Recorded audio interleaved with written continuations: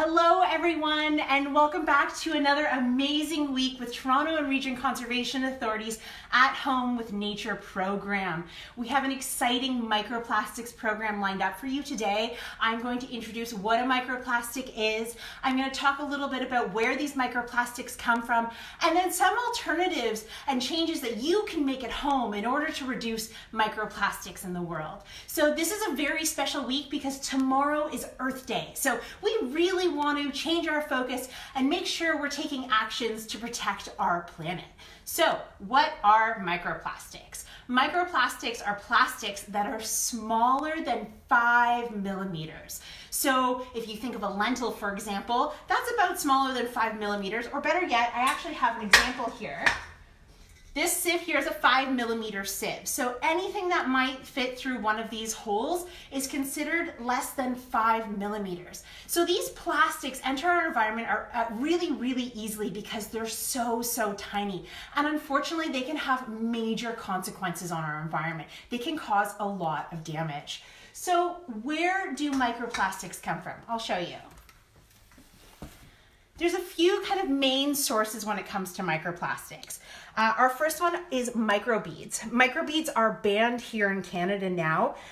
They were used in things like lotions, toothpaste, hand washes, hand sanitizers, and they were used in order to exfoliate the skin. So they're little tiny plastic beads that you would rub around on your skin, and that would open up your pores. Now the problem is that these are plastics. So every time we're washing our hands, those tiny little plastic balls are going down our sink into our waterways, and finally when they get to a waste treatment facility plant, or water treatment facility plant, they don't always necessarily get picked up because they're so tiny. So they can end up in Lake Ontario fairly easily, or even in the ocean. Another source here are our fibers. So our fibers come from synthetic clothing. So whenever we wash our clothes, whether it's natural fibers or synthetic fibers, little tiny fibers come off the clothing and get washed into our water systems. Now again, these are really tiny fibers. And the problem is when we're washing things like natural fibers like cotton or bamboo, these will naturally degrade in ecosystems over time because they're natural materials. Synthetic fibers like polyester though, these guys here are plastics. They're plastic fibers, so they're not breaking down. They stay in our waterways. And so these stay in our environment a really long time. Then we have our fragments. So whenever we use a plastic product, hopefully we're recycling it, but not all plastics can go into the recycling. Some end up in a landfill, and even worse, sometimes they end up as litter. So as the sun is beating down on these plastics, they will break down into smaller and smaller fragments. So the UV radiation from the sun will break these down into small pieces. And so as they break down, they can more easily move around. And again, they get into our waterways really easily. Last but not least, another key source are nurdles. Now, it sounds like a great word, but these things are not great at all. These nurdles here are manufacturing pellets that we send to manufacturing plants to melt down to make into our plastic products. The problem is you can see they're really tiny. They're also super lightweight. So whenever we are moving these guys either through ships or trucks, sometimes they blow away. Other times, maybe in the manufacturing plant, as things are getting washed down, they slip away really easily and get into our water systems. And again, they're super tiny. So these things end up a lot of times in our environment, and especially in our lakes and in our oceans, and they cause a really big issue. So I want to talk to you guys a little bit about alternatives today. What is it that you at home can do to make a difference to reduce the amount of plastics and microplastics in your lives? So this is a great opportunity for you to tell me in the comments. I want to hear you mentioning all the alternatives you might already use, or take a look around your house. Try and count how many pieces of plastic or plastic items you have in your own household. And let's see if you can come up with some of the alternatives that you can use in your own home. So I'm going to give you a few examples. This here is probably the worst. It is a plastic spoon wrapped in a plastic package.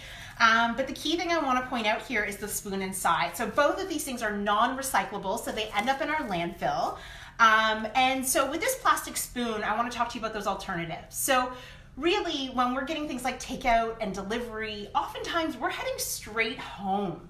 And so we know that we might have forks and knives at home. And so we want to make sure that we are refusing these plastic products. We don't need the forks, we don't need the plastic spoons. We can tell the restaurant, no, thank you. And the same goes for a straw. You don't need to accept a straw if you don't want one. So the best thing that you can do is refuse them. Also remember, you can keep cutlery at home. The cutlery you get from at home, you can bring it in your bag and take it with you wherever you go if you're going to eat out as well and you know that you need a set of cutlery. Another example are plastic produce bags. I sometimes see people putting plastic wrapped items into plastic produce bags. That's that double layer of plastic again, and these things are not recyclable. And so these end up in our landfill as well. So really ask yourself, do I need a produce bag? Do I need to be putting my produce in a plastic bag? And even better, can I use an alternative? So this is not a perfect example, but this is a reusable produce bag. I mentioned it's not a perfect example because it's still made out of those plastic fibers. So every time I wash it, I'm potentially having those plastic fibers go into waterways, but this is still better than using that other one-use plastic bag. So this is just one example, but you can get these in more natural fibers like cotton or bamboo as well. But this is one way, aside from refusing the plastic, to create an alternative. Water bottles are another great example. There's actually some studies showing that bottled water has microplastics in it. So better yet, get a reusable water bottle. Then you can save on the plastics around the bottle and you can save yourself from the microplastics that's in the water. So tap water is great. You can just refill your water bottle that way and you just get a reusable one. Another great example of reuse, and this is my favorite this time of year, is the plastics that you do take from the grocery store, rethink how you can reuse them.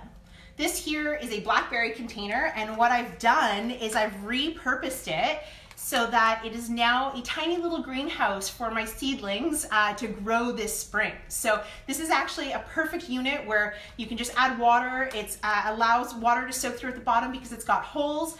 So this is a perfect example of something that you can reuse. Same with yogurts and other things like that.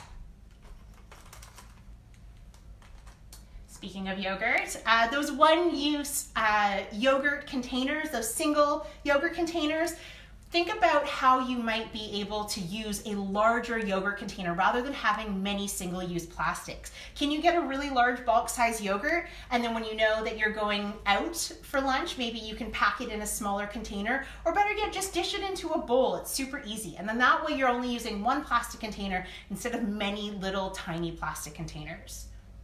Last but not least, we can talk about bags. So plastic bags. When you go to a grocery store, think about whether or not you actually need to use a bag at all. If it's only a few items, think about whether or not you could just carry it with your own hands. If you can't carry it with your own hands, think about, can you use an alternative? So we've got those reusable bags that you can use. Now I hear a lot of stories where people say, but I forgot my reusable bag at home. Think about how you might be able to transport those groceries without the bags until you get home. If you happen to have a car, maybe perhaps you can put your groceries straight into your car, and then when you get home, you can use those reusable bags at home and stick them inside the bags to bring inside. So there's always an easy solution, and I challenge you to really think about why we're using those plastics and if we really, really need to. Now, we're getting to the question period, and I want to hear all of your amazing questions. I also want to hear about all of your amazing alternatives to plastic. While we're doing this, I'm just going to take a quick look at a sample we have from Sunnyside Beach. So I'm going to take my sieve again, and I have a sand sample that was taken from the shoreline of Sunnyside Beach, and I'm just going to put it through my sieve. And then we can explore what we see. So the very first thing I'm doing is I'm trying to sort through all of the rocks and the macroplastics. So the macroplastics are plastics that are larger than 5 millimeters. While they're also important, we're not going to look at them today. Then I've got my 1 millimeter sieve here, and this is just going to help me sort of get rid of all the sand so it's a little bit easier to see what we're looking for. So I'm going to come around behind the camera now, and I'm going to take a look at what I can see. And we'll answer some questions. All right, do we have any questions? I bring my own produce bags to the grocery store. Great idea. Just recently got some fabric produce bags. Awesome, glad to see you guys. And we switched to reusable straws. Awesome. Perfect. All right, so I'm just gonna sort through and I will show you guys some of the microplastics here that I find. So again, this is a sample taken from Sunnyside Beach. So, oops. So you can see already we found a plastic fragment. This is, again, broken down from some kind of plastic. I'm not sure what, perhaps maybe even like a bottle lid or something like that.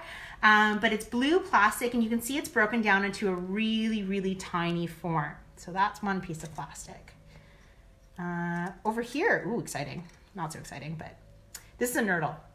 So nurdles are those industrial pellets that I talked about earlier. So they are constantly in our waterways. When we look at our shoreline of Lake Ontario, unfortunately, we can see quite a lot of nurdles and they are a big problem. So here's an example of a nurdle here.